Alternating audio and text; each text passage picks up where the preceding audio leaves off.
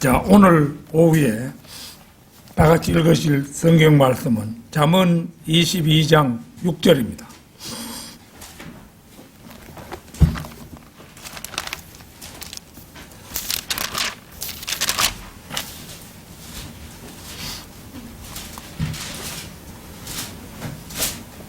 잠언 22장 6절 말씀. 다 찾으신 줄 알고 받들어 읽겠습니다. 아이를 그가 마땅히 가야 할 길로 훈육하라. 그리하면 그가 늙어도 그 길을 떠나지 아니하리라. 자, 그 기도 중에도 말씀드렸습니다만은 어린이날을 앞두고 오늘 설교는 우리가 읽은 대로 잠언의 한 구절을 택했습니다. 본문에 나와 있는 그대로 이제 아이를 마땅히 가야 할 길로 훈육하라. 아이를 마땅히 가야 할 길로 훈육하라. 이런 제목으로 말씀을 드리겠습니다. 현대 교육은 어느 길이 아이가 마땅히 가야 할 길이라고 말할 수 있는 사람은 아무도 없다고 전제합니다. 그러므로 아이의 관능적 욕구, 동물적 본능, 성경을 거부하려는 경향을 고치시키는 것이 전혀 아이의 앞날에 해가 되지 않으리라고 생각합니다. 이런 일들은 아담이 자신의 자손들에게 물려준 내적 유산입니다. 다윈의 진화론적 입장에서 볼 때 아담은 결코 존재한 적도 없고 타락하지도 않았습니다. 그러므로 아이를 훈육하는 길이 진리와는 전혀 상관이 없게 되어버린 것입니다. 현대 교육은 진화론으로 황폐화되었습니다. 즉 가정에서 아무리 경건하게 부모들이 훈육했다 해도 학교에 입학하는 순간부터 다시 그것을 원위치 시키는데 집중적으로 노력하는 것이 현대 교육이기 때문입니다. 가정에서 아이가 아담의 후손으로 가르침을 받아도 학교에서는 원숭이의 후손이라고 배웁니다. 가정에서 아이는 자신의 충동을 통제하고 훈육에 복종해야 하지만 학교에서는 자신을 표현해야 하고 자신의 감정을 발산해야 합니다. 가정에서 아이는 음행, 도둑질, 거짓말은 잘못된 것이라고 배워도 학교에서는 친구들로부터 음행하는 법을 배우고 도둑질과 거짓말도 그때그때 적절히 필요한 것으로 배웁니다. 역사적으로 아브라함은 이삭 같은 아들을 낳고 다윗은 솔로몬과 같은 위대한 아들을 낳았습니다. 그러나 성경에는 그렇지 못한 경우가 훨씬 많았습니다. 엘리는 홈리와 피느하스를 낳고 솔로몬은 르호보암을 낳고 느부갓네살은 벨사살을 낳고 히스키야는 므낫세를 낳고 여호사밧은 여호람을 낳았습니다. 이러한 사례들은 참으로 자식을 자식답게 키우는 일이 얼마나 어려운 일인가를 보여줍니다. 그래서 오늘 저는 이 시간에 몇 가지 사례들을 살펴봄으로써 어린이날에 점하여 자녀를 키우는 젊은 부모들에게 교훈으로 삼고자 합니다. 아이를 마땅히 가야 할 길로 훈육하라. 첫 번째 사례는 제사장 엘리와 두 아들 홈리와 피느하스의 경우입니다. 사무엘상 2장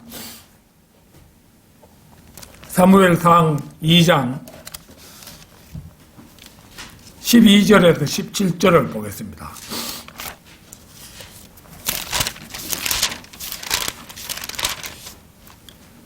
12절에서 17절까지 말씀. 한편 엘리의 아들들은 벨리알의 아들들이라. 그들은 주를 알지 못하더라. 그 제사장들이 백성에게 행하는 관습이 이러하니 어떤 사람이 희생제를 드리면 고기가 삶아지는 동안 제사장의 종이 3살 갈고리를 손에 들고 와서 그것을 남비나 들통, 큰 솥이나 솥안으로 찔러 넣어 갈고리에 걸려 나오는 것은 모두 제사장이 자기 것으로 취하더라. 그들이 실로에서 그곳에 온 모든 이스라엘인들에게 그렇게 행하더라. 또한 그들이 기름을 태우기 전에 제사장의 종이 와서 제사 드리는 사람에게 말하기를 제사장을 위하여 구울 고기를 달라. 네게 삶은 고기를 원치 아니하고 날고기를 원하신다 하였으며 만일 어떤 사람이 그 종에게 사람들로 기름을 반드시 지금 태우도록 하고 그 다음에 네 혼이 원하는 만큼 가져가라 하면 그가 대답하기를 아니라 당장 그것을 내게 달라. 그렇지 아니하면 내가 강제로 빼앗아 가리라고 하더라. 그러므로 이 젊은이들의 죄가 주 앞에 심히 컸으니 이는 그들이 주께 드리는 제물을 멸시함이라. 이 시간에는 이제 성경을 제법 많이 읽어야 됩니다. 그러니까 좀 수고스럽더라도 성경을 잘 보시기 바랍니다. 여기에 이제 벨리알이라는 말이 나오죠. 이 말은 불량배, 악인, 행실이 나쁜 자를 가리키는 말로 명사로 사용되는 단어입니다. 제사장이라 하면 신정국가에서 왕이나 다름없는 존재인데 그 제사장의 아들들이 백성들의 비난이 대상이 되어 있다는 사실 자체가 수치스러운 일이라 할 것입니다. 보통의 우상숭배자들이라 해도 가령 우리나라에서 그 명절 때면 차례를 지내잖아요. 그 제사 드릴 때면 제물을 정성절에 그 조상을 숭배한다고 하지만 실제는 우상숭배나 마찬가지죠. 그걸 이제 할 때 그런 제사를 드릴 때도 제물을 정성스레 구별해서 먹어도 제사 지내고 난 다음에 먹는 것이 일반적인 예절인데 유일신 하나님을 믿는 선민의 그 제사장의 아들들이 제물을 하나님 앞에 올리기도 전에 가로채 간다는 것은 도저히 있어서는 안 되는 일이었습니다. 그러나 그 있어서는 안 되는 일이 엘리 제사장의 집에서 버젓이 자행되고 있음을 보여줍니다. 그 뒤 22절부터 25절까지도 보겠습니다. 22절부터 25절까지 엘리가 심히 늙었는데 그가 그의 아들들이 온 이스라엘에게 행한 모든 일과 회중의 성막 문에 모인 여인들과 동침했다는 것을 듣고 그들에게 말하기를 어찌하여 너희가 그런 짓을 하였느냐. 내가 너희와 너희의 악한 행실들을 이 온 백성에게 듣노라. 내 아들들아 그리 말라. 내가 좋지 않은 소문을 듣나니 너희가 주의 백성으로 범죄케 하는도다. 한 사람이 다른 사람에게 죄를 지으면 재판관이 그를 판단할 것이나 사람이 주를 거역하여 죄를 지으면 누가 그를 위하여 간청하겠느냐 하였으나 그래도 그들이 자기 아버지의 염성에 경청하지 아니하였으니 이는 주께서 그를 죽이고자 하심이었더라. 레위가 아니고 레위기 24장에 단지파 여인의 아들이 주의 이름을 모독하여 돌로 쳐 죽이는 형벌에 처해진 경우가 있었죠. 엘리의 아들들도 모세 당시라면 사형에 처해질 만한 경우였습니다.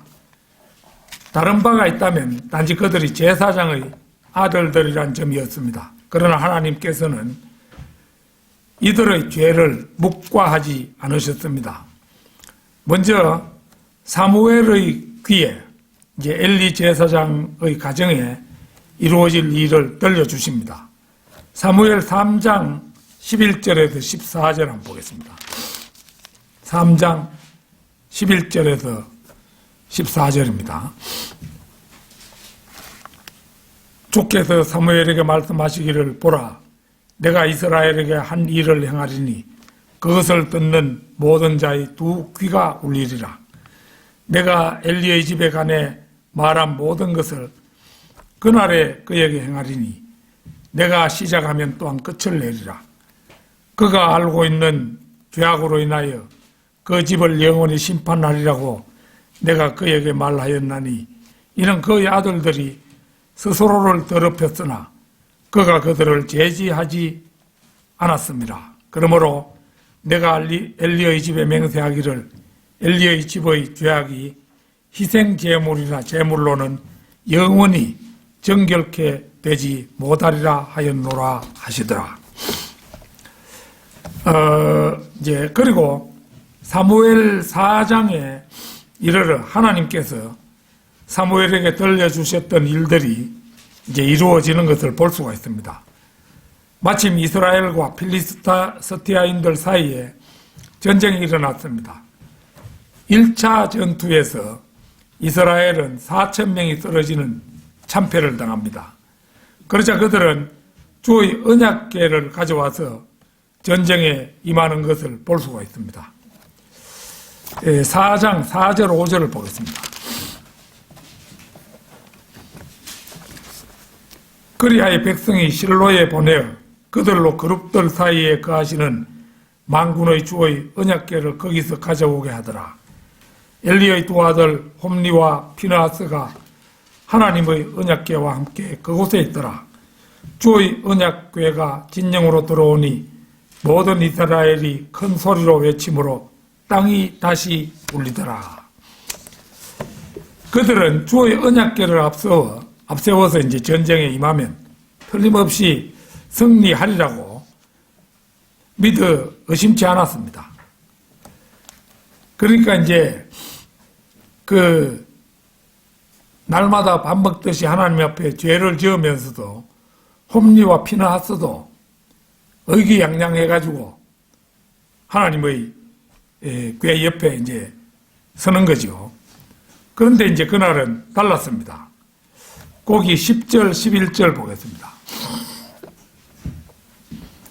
필리스티아인들이 싸우니 이스라엘이 패하여 각자 자기 장막으로 도망하였으며 심히 큰 사륙이 있었으니 이스라엘의 보병 3만이 쓰러졌더라. 3,000명 이래 쓰러져도 대단히 많이 죽은 건데 보병 3만이 쓰러졌다. 엄청난 손실을 본 것이지요. 그러나 저주는 이에 그치지 않았습니다. 그 뒤에 15절에서 18절까지 한번 보겠습니다. 그때 엘리는 98세요. 눈은 어두워서 보지 못하더라. 그 사람이 엘리에게 말하기를 나는 진에서 온 자요. 내가 오늘 진에서 도망하였나이다 하니 엘리가 말하기를 내 아들아 거기에 무슨 일이 일어났느냐 하더라. 그 소식 전하는 자가 대답하여 말하기를 이스라엘이 필리스티아인들 앞에서 도망하였나이다. 또한 백성 가운데 큰 사륙이 있었으니 당신의 두 아들 홈리와 피느하스도 죽었고 하나님의 궤도 빼앗겼나이다 하더라. 그가 하나님의 궤에 대하여 말하자 엘리가 문 옆 의자에서 뒤로 넘어졌는데 목이 부러져 죽으니라. 이는 그가 나이 많은 자요 또 무거웠기 때문이라. 그가 이스라엘을 40년간 재판하였더라. 그러나 저주는 여기서도 이제 끝나지 않았습니다. 바로 그 19절에서 22절 한번 보겠습니다.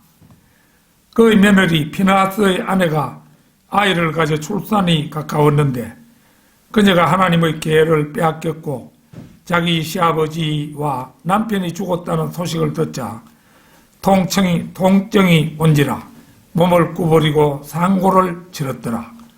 그녀가 죽어갈 무렵에 그녀의 곁에 섰던 여인들이 그에게 말하기를 두려워 말라 네가 아들을 낳았도다 하였으나 그녀가 대답도 아니하고 개의치도 아니하더라. 그녀가 그 아이의 이름을 이카봇이라 하고 말하기를 영광이 이스라엘에서 떠났다 하였으니 이는 하나님의 궤를 빼앗겼기 때문이요 그녀의 시아버지와 남편 때문이더라. 자, 참으로 무섭고 엄중한 하나님의 심판이 엘리 집안에 내려졌지요. 물론 이스라엘 백성에게도 고스란히 보병 3만 명이 죽는 그런 재앙이 이르렀죠. 본래 하나님의 선민인 이스라엘의 제사장이라면 평시에 하나님과 원활한 소통이 이루어져야 하는데 엘리 시대를 그 사무엘상을 통해 보아도 그렇지는 못했던 듯합니다. 한나가 기도하는 장면만 보아도 엘리는 한나가 간절히 기도하는 장면에서 그녀가 술에 취했다고 오해를 하는 것을 볼 수 있습니다. 사무엘의 어린 시절로 보아서 엘리 제사장의 품성은 어진 사람이었던 듯합니다. 그러나 그는 자신의 아들들을 키우는 일에 자식들을 맹목적으로 사랑할 줄만 알았지 아버지로서 자식들을 제대로 훈육시킬 역량은 가지지 못했던 사람이었음을 알 수가 있습니다. 자식 교육은 어릴 때 방향을 제대로 잡아놓지 못하면 자라서는 제대로 길들일 수 없음은 널리 알려진 일입니다. 나뭇가지를 굽혀서 키우고자 하면 가지가 아직 연할 때가 그 적절한 시기인 것과 같은 이치입니다. 훗날 자식들이 하나님을 두려워할 줄도 모르는 벨리알의 자식들이 되고 나아가 그 집안에 참혹한 비극이 닥치고 만 것은 모든 근원이 엘리가 그 아들들을 잘 훈육하지 못한 데 있었으면 더 말할 나위가 없다 하겠습니다. 아이를 마땅히 가야 할 길로 훈육하라. 두 번째 사례는 솔로몬과 르호보암의 경우입니다. 우리가 잘 아는 바대로 솔로몬은 인류 역사상 가장 지혜로운 사람으로 알려졌습니다. 그는 아버지 다윗이 정복했던 비옥한 초생딸 지역, 즉 천년왕국 때에 예수 그리스도께서 다스릴 땅을 다 차지하여 다스렸습니다. 그러나 그는 말을 많이 번식시키지 말고 아내를 많이 두지 말라는 율법을 어겼고 자식 교육도 실패했음을 성경을 통해서 알 수가 있습니다. 솔로몬이 죽은 후 이제 아들 르호보암이 왕이 되었습니다. 온 이스라엘의 회중이 르호보암에게 와서 이제 제안을 하는 것을 볼 수가 있습니다. 열왕기상 12장 3절에서 5절을 보겠습니다.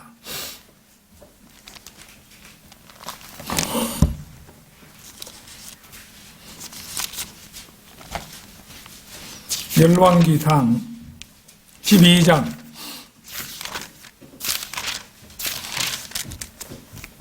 3절에서 5절입니다.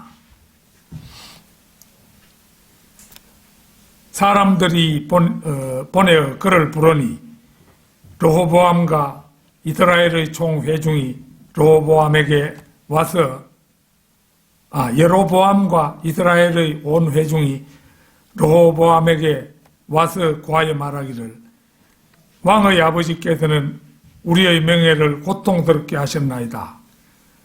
그러므로 이제 왕께서는 왕의 아버지의 고통스러운 노역과 그가 우리에게 지게 한 무거운 멍에를 가볍게 하소서. 그리하시면 우리가 왕을 섬기겠나이다 하자.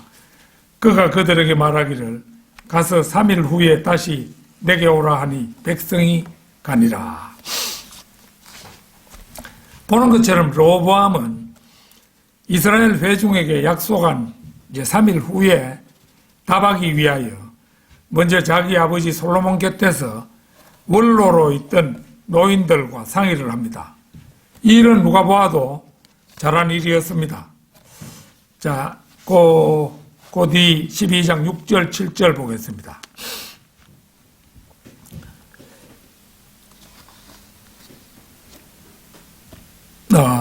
6절, 7절. 자, 6절, 7절. 르호보암 왕이 그의 아버지 솔로몬이 살아있을 동안 그 앞에 서 있던 노인들과 상의하여 말하기를 너희는 어떻게 자문하여 나로 이 백성에게 말하겠느냐 하니 그들이 왕에게 고하여 말하기를 만일 오늘날 왕께서 이 백성에게 종이 되셔서 그들을 섬기고 그들에게 좋은 말로 대답하여 말씀하시면 그들이 영원히 왕의 종이 되리이다 하더라. 노인들은 원로답게 이제 르호보암에게 좋은 조언을 해주었습니다. 그러나 혈기왕성하고 거만했던 르호보암은 이 조언에 만족하지 않고 자신과 함께 자랐던 청년들에게 다시 조언을 구합니다. 자, 12장 9절에서 11절 보겠습니다. 그들에게 말하기를 너희는 어떤 조언을 주어 우리로 이 백성에게 대답하게 하겠느냐. 그들이 내게 구하여 말하기를 왕의 부친께서 우리에게 지게 하신 멍에를 가볍게 하소서 하였느니라 하니 왕과 함께 자라난 젊은이들이 왕께 구하여 말하기를 왕의 아버지께서 우리의 명예를 무겁게 하셨더니 왕께서는 그것을 우리에게 가볍게 하소서라고 왕께 구하여 말한 이 백성에게 이렇게 말씀하소서. 나의 새끼손가락이 내 아버지의 허리보다 굵도다. 내 아버지께서는 너희에게 무거운 멍에를 지게 하셨으나 이제 나는 너희의 멍에에 더 지우리라. 내 아버지는 채찍으로 너희를 징벌하셨으나 나는 정갈로 너희를 징벌하리라 하니라. 이것이 이제 청년들이 르호보암 왕에게 준 조언입니다. 르호보암은 어리석게도 말 같지도 않은 그 청년들의 조언을 따랐습니다. 이리하여 3일 후에 이제 백성들을 만나서 그는 청년들의 조언을 백성에게 말했습니다. 곧이 14절을 보십시오. 청년들의 조언에 따라 그들에게 일러 말하기를 내 아버지는 너희의 멍에를 무겁게 하셨으나 나는 너희의 멍에에 더 지우리라. 내 아버지는 채찍으로 너희를 징벌하셨으나 나는 너희를 정갈로 징벌하리라 하였더라.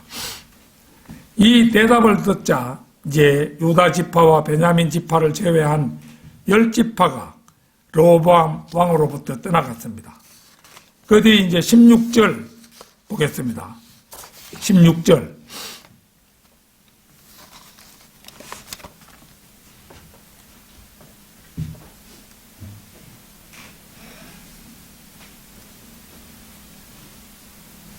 그리하여 온 이스라엘 왕이 자기들에게 경청하지 온 이스라엘은 왕이 자기들에게 경청하지 않음을 보자 백성들이 왕에게 대답하여 말하기를 우리가 다윗 안에 무슨 분깃을 가지랴. 우리가 이새의 아들 안에서 가질 유업이 없도다. 오 이스라엘아 너희 장막으로 돌아가라. 다윗아 이제 네 집이나 돌아보라 하더라. 그리고 이스라엘이 그들의 장막으로 가니라.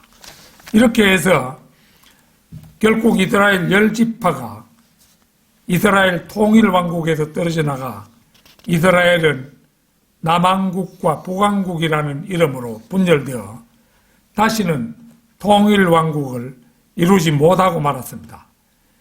이 일련의 상황을 종합해 볼 때 솔로몬은 비록 지혜의 왕이었지만 궁극적으로 그의 인생 실패는 몇 가지 분석이 가능합니다. 먼저 솔로몬은 하나님의 말씀을 가까이 하지 않았습니다. 신명기 17장 18절 19절 찾겠습니다. 신명기 17장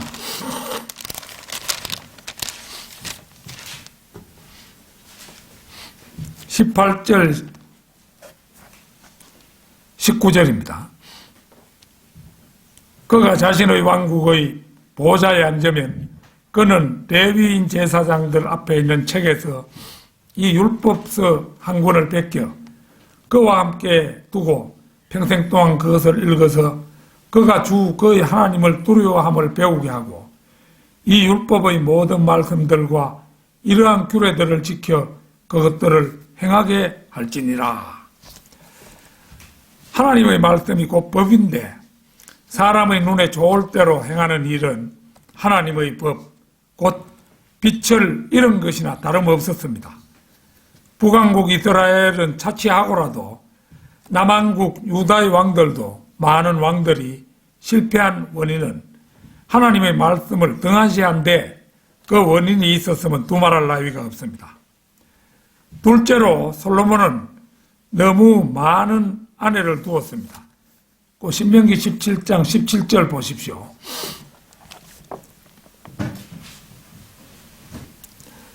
그는 또한 자기에게 아내를 많이 두지 말아야 할지니 그래야 그의 마음이 돌아서지 않을 것이요 그는 또한 자기에게 은과 금도 크게 늘리지 말아야 하리라. 이것은 모세가 후세 왕들을 위해서 기록해둔 중요한 법이었습니다. 그러나 솔로몬은 인류 역사상 가장 많은 왕비와 후궁을 둔 전대미문의 왕이었습니다. 왕비 700에 후궁 300이 있었으니 그 방탕과 호사는 타의 추종을 불허했습니다. 밤마다 그녀들과 향락을 누리다 보니 아마도 백성을 다스리는 일에도 등한시했을 것은 불을 보듯 뻔한 일이었습니다. 또한 그 아름다운 타국 출신의 아내들에게 그녀들의 우상신들을 허락함으로 말미암아 하나님을 실망시키고야 말았습니다. 셋째로 솔로몬은 술을 너무 많이 즐긴 사람이었습니다. 잠언 31장 4, 5절을 찾겠습니다. 잠언 31장 4, 5절.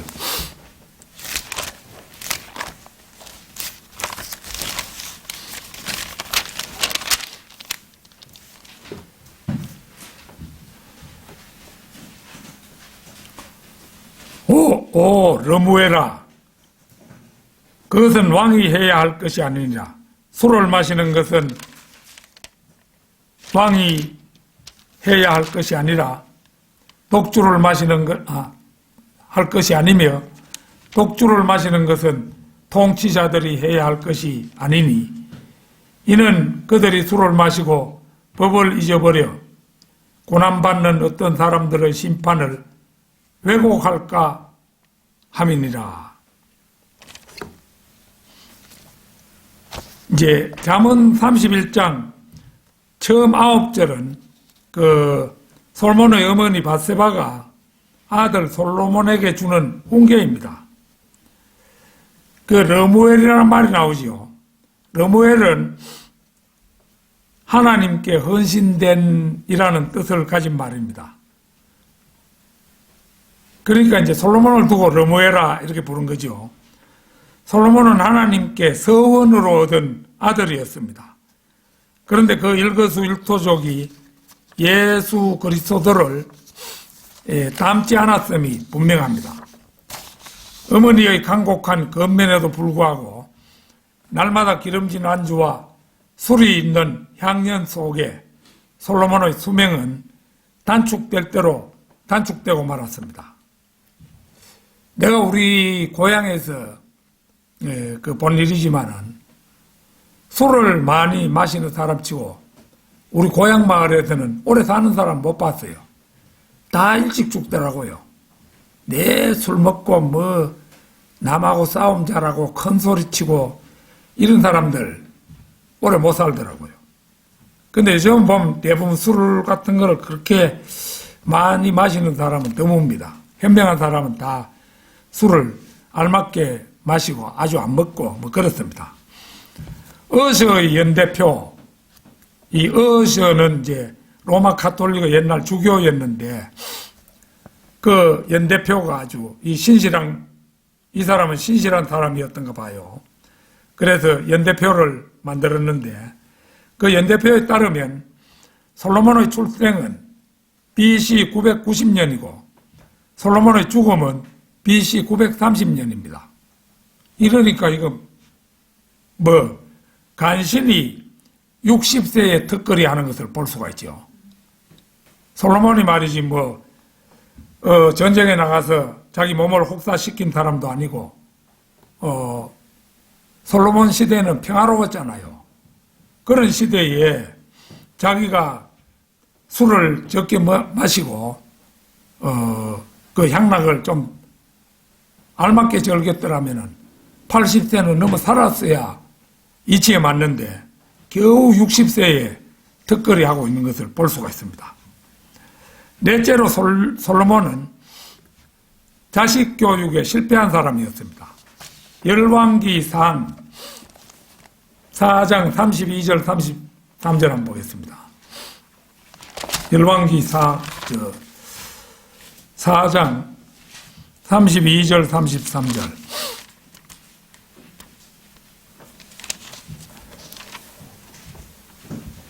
솔로몬이 잠언 3,000편을 말하였고 그의 노래는 1,005이며 또 그가 초목을 논하였으니 레바논에 있는 백향목으로부터 담에서 피어나는 우슬초에 이르기까지며 그가 또 짐승과 새와 기어다니는 것과 물고기에 관하여도 논하였더라.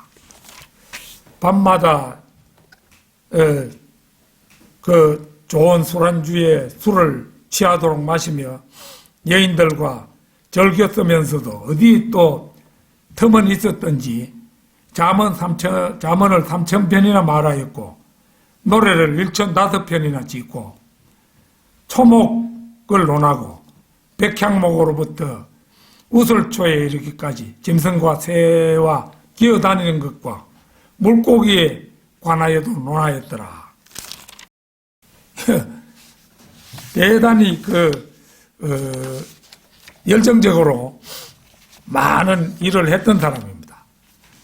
그런데 이처럼 많은 저수를 남긴 지혜로운 솔로몬 왕이었지만 아내들과 향락을 누리고 수많은 잠언과 노래를 짓고 생물학까지 폭넓게 논했지만 자식 교육에는 전혀 짬을 내지 못하고 말았습니다.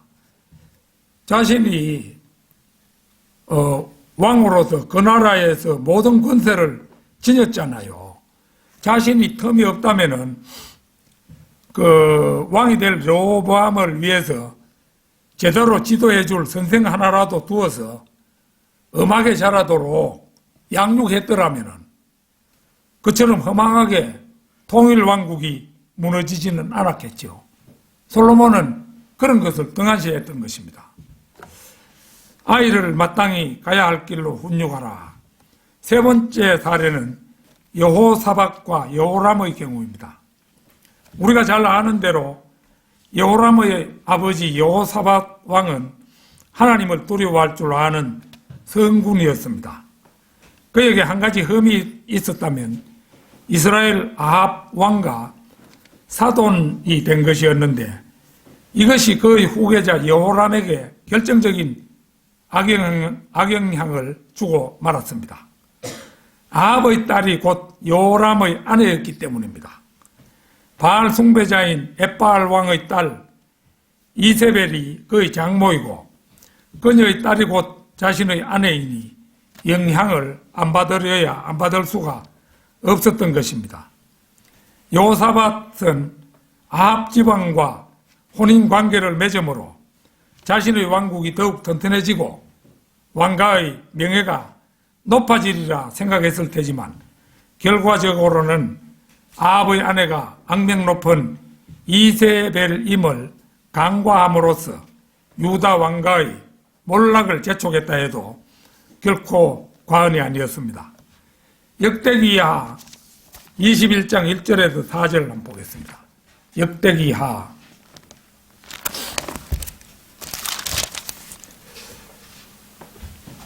21장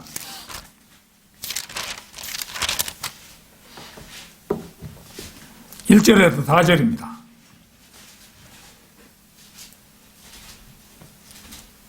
이제 여호사밧이 그의 조상들과 함께 잠드니 다윗 성읍에서 그의 조상들과 함께 장사되고 그의 아들 여호람이 그를 대신하여 왕이 되니라. 그에게 형제들이 있었으니 여호사밧의 아들들 곧 아사랴와 여이엘과 스가랴와 아사랴와 미카엘과 스파티냐요. 이들은 모두 이스라엘의 여호사밧 왕의 아들들이더라. 그들이 아버지가 그들에게 은과 금과 값진 것들로 된 큰 선물들을 유다에 있는 방백진 성읍들과 함께 주었으되 왕국은 여호람에게 주었으니 이는 그가 첫째로 난 자임이더라. 여호람이 그의 아버지의 왕국에 오르자 그가 스스로를 강성케 하여 그의 모든 형제들과 또 이스라엘의 고관들 중 몇을 칼로 죽였더라. 그러니까 이거 참 제일 못한 아들을 갖다 왕으로 세운 셈이었어요. 여호람은 자신의 6 형제들과 고관들을 죽임으로 말미암아 이제 선지자 엘리야로부터 엄중한 글을 받게 되는데요. 이게 이제 자신의 6 형제들을 죽인 것은 혹시 자기 왕위를 빼앗을지도 모른다. 뭐 그런 불안감도 없었다고 할 수 없겠죠. 그래가지고 쓸데없이 자기 형제들을 의심하고 해가 죽이고 또 자기 아버지를 모시던 고관들을 다 죽여버렸어요. 그래가지고 이제 엘리야로부터 이제 엄중한 글을 받습니다. 그 뒤 12절에서 15절 한번 보겠습니다. 그러자 선지자 엘리야로부터 그에게 글이 와서 말하기를 네 조상 다윗의 주 하나님이 이같이 말하노라.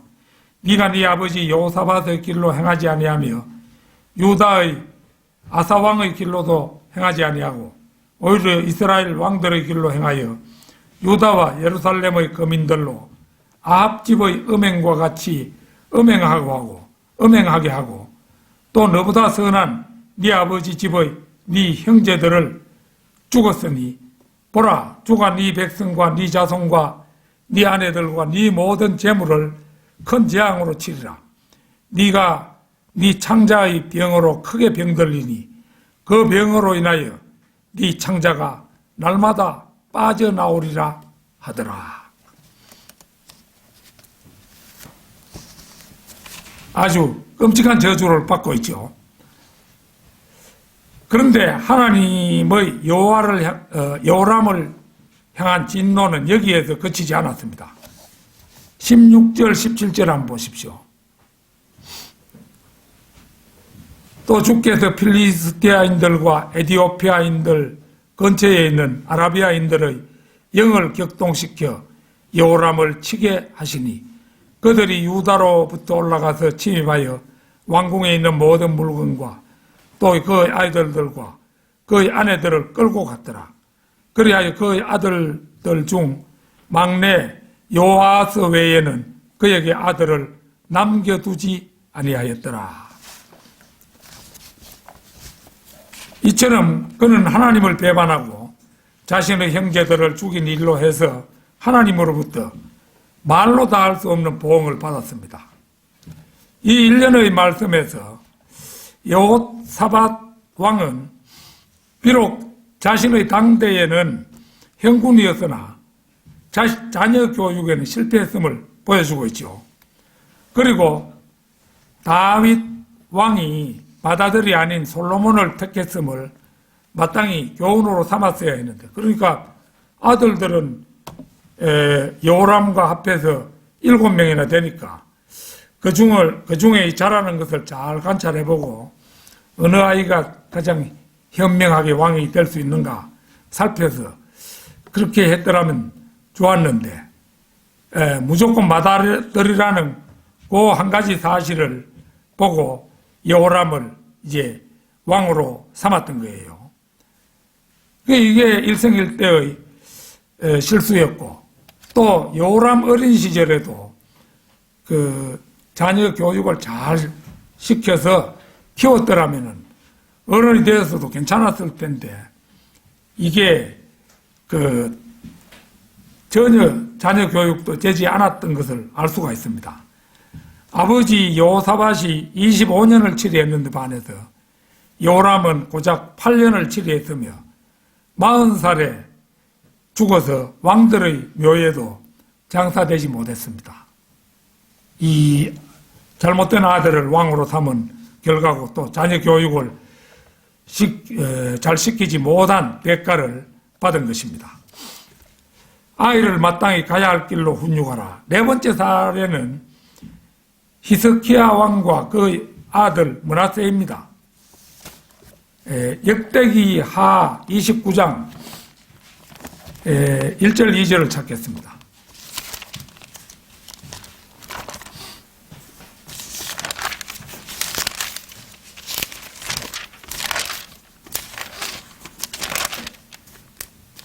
(29장) 1절 2절. 히스기야가 25세에 치리하기 시작하니라. 그가 예루살렘에서 29년을 치리하였으며 그의 어머니의 이름은 아비야로 스가랴의 딸이더라. 히스기야가 그의 조상 다윗이 행한 모든 것을 따라 주의 목전에 옳은 것을 행하니라.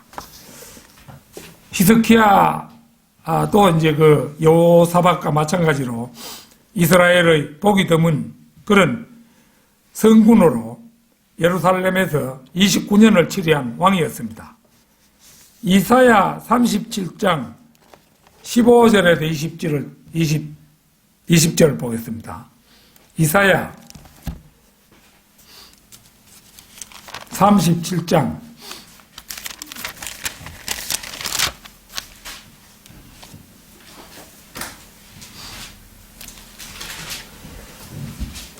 '히스기야가 주께 기도하여 말하기를 오 그룹들 사이에 거하시는 만군의 주 이스라엘의 하나님이여 오직 주만이 땅의 모든 왕국들의 하나님이시며 주께서는 하늘과 땅을 지으셨나이다.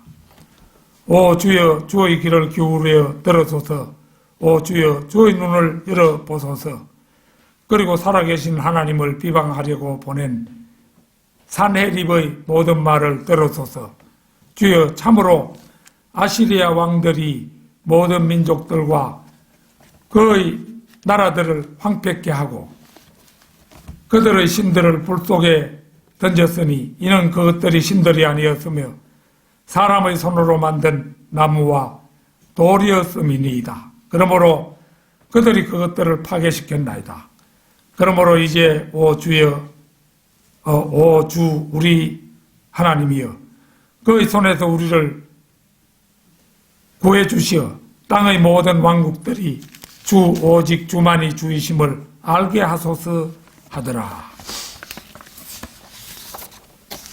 이제 당시 세계의 최강국이었던 아시리아의 그 산헤립이 유다를 침공해 왔을 때 보는 것처럼 이제 히스기야는 전적으로 하나님께 매달려서 기도했습니다. 그러자 하나님께서는 선지자 이사야를 통해서 유다를 지켜주시겠다고 확약하고 실제로 또 지켜주십니다. 37장 거기 33절에서 36절 보십시오. 그러므로 아시리아 왕에 관하여 주가 이같이 말하노라. 그가 이 성읍으로 들어오지 못할 것이며 거기서 화살 하나도 쏘지 못할 것이요 방패를 가지고 성읍 앞에 오지도 못하고 성읍을 향하여 방벽을 쌓지도 못할 것이라. 그가 왔던 길로 돌아갈 것이요 이 성읍으로 들어오지 못하리라 주가 말하노라. 내가 나 자신을 위하여 내 종 다윗을 위하여 이 성읍을 방어하여 그것을 구하리라 하더라. 그때에 주의 천사가 나가서 아시리아 진영에서 18만 5천 명을 쳤더라. 사람들이 아침에 일찍 일어났더니 보라, 그들이 모두 죽은 시체더라.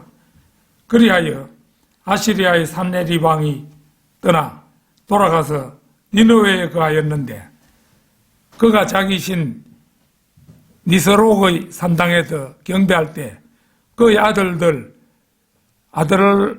아드람멜렉과 사레셀이 그를 칼로 죽이고 아르메니아 땅으로 도망하니 그의 아들 에살핫돈이 그를 대신하여 치리하더라. 므낫세는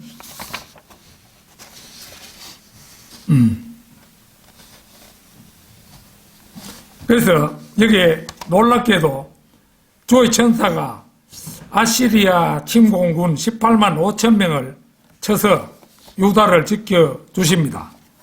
또 산헤립 왕은 혼자서 아시리아로 돌아가서 자기 아들 둘에게 죽임을 당했다고 되어 있죠. 그런데 이제 호사다마는 그 무렵에 히스기야가 이제 병들어 죽게 되었는데, 이사야를 통해서 주가 이같이 말하노니 네 집을 치우라, 네가 죽고 살지 못하리라 는 이런 통보를 받습니다. 히스기야가 이제 눈물로 간구하자 하나님께서는 그에게 다시 수명 15년을 더해 주시고 그 표적으로 해시계의 그림자가 10도 뒤로 되돌아가게 하는 기적을 일으키십니다. 그러나 새로 연장받은 15년도 언간에 흘러서 열왕기하 20장 21절은 이렇게 기록하고 있습니다. 열왕기하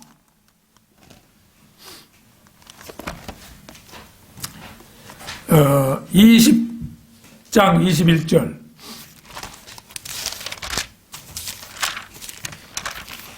(20장 21절) 그 20장의 맨 끝절인데요.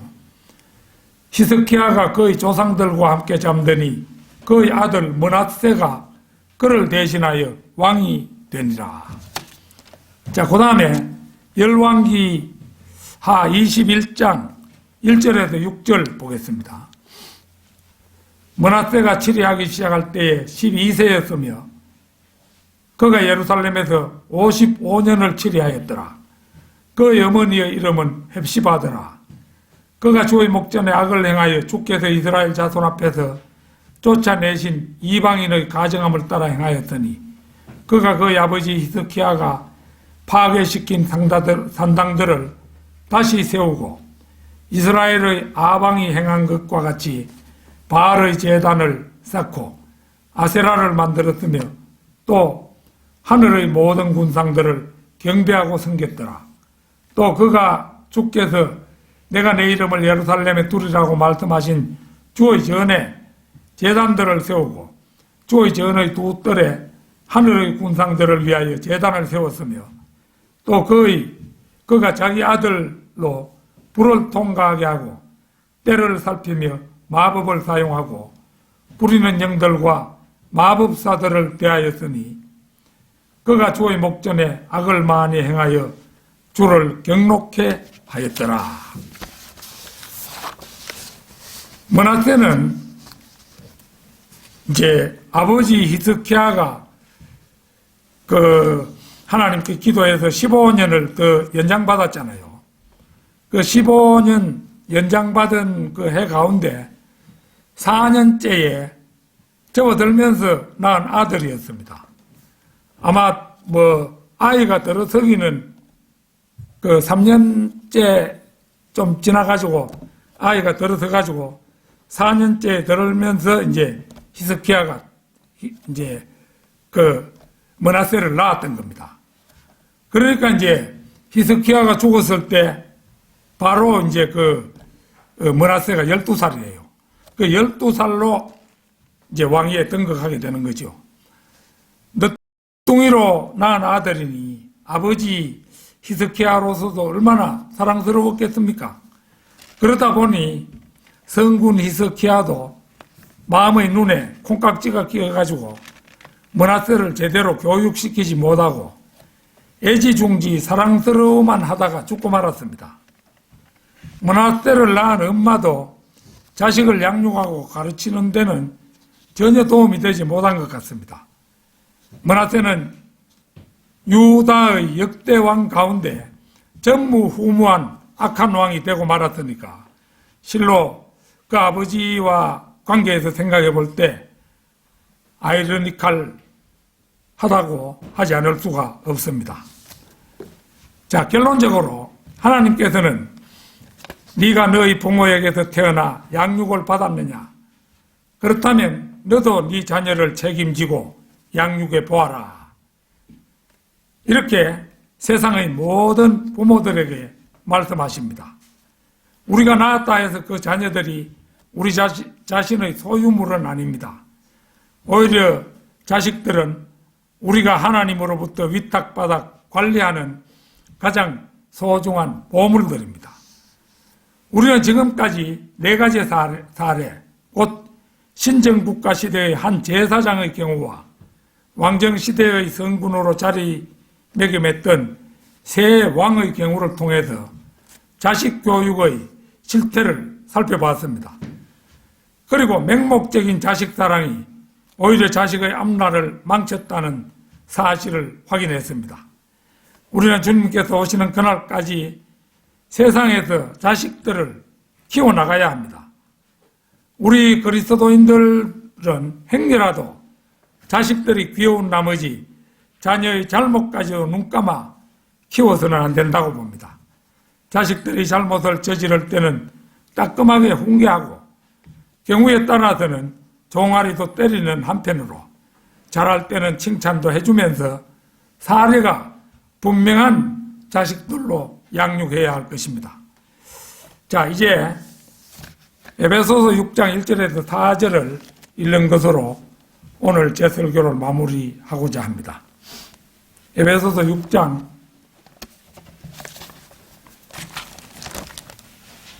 1절에서 4절입니다. 이건 이제, 자녀들과 부모에게 이제 똑같이 주는 그런 말씀인데요. 자녀들아, 주 안에서 너희 부모에게 순종하라. 이것이 옳으니라. 네 아버지와 어머니를 공경하라. 이것이 약속 있는 첫째 계명이니 이는 네가 잘되고 또 땅에서 장수하게 하려 함이니라. 너희 아비들아, 너희 자녀들을 성나게 하지 말고 주의 교훈과 훈계로 양육하라. 주의 말씀은 영원 불변한 진리입니다. 주의 교훈과 훈계로서 사랑하는 자녀들을 양육하는 성도 여러분들이 되시기를 진심으로 바랍니다. 다 같이 기도드리겠습니다.